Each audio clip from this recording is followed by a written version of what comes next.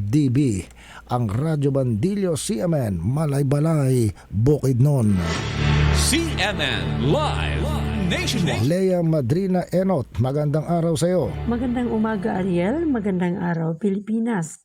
Nagsasagawa ang Provincial Social and Welfare Development sa pangunguna ni PSWDO Head Alien Salmintao ng advocacy campaign para sa karapatan ng mga kababaihan at kabataan sa tulong ng Social Welfare Development ng 20 munisipalidad sa lalawigan. Katuwang din ang Social Welfare Development ng lungsod ng Valencia at Malaybalay.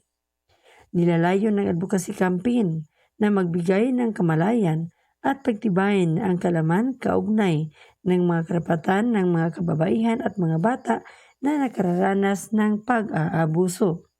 Sa pagtaas ng bilang ng pang-aabuso at kriminalidad gaya ng rape, mental health problem, suicide at nakawan, tinuturong pangunahin pa ring sanhi ang paggamit ng iligal na droga.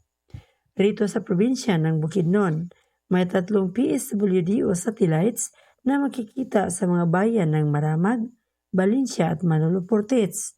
Ang mga naturang PSWDO satellites ay handang tumugon sa mga mangangailangan ng tulong.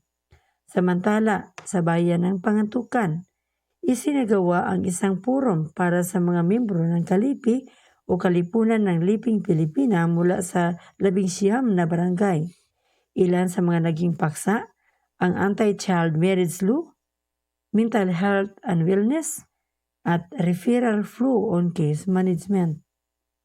Mula rito sa DXDB Radyo Bandilyo CMN Malaybalay Bukidnon, ako si Lea Madrina Enot, nag-uulat live para sa CMN Pilipinas.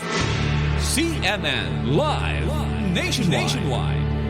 Maraming salamat Lea Madrina Enot mula po naman sa DXDB Radyo Bandilyo, CMN Malaybalay, Bukidnon.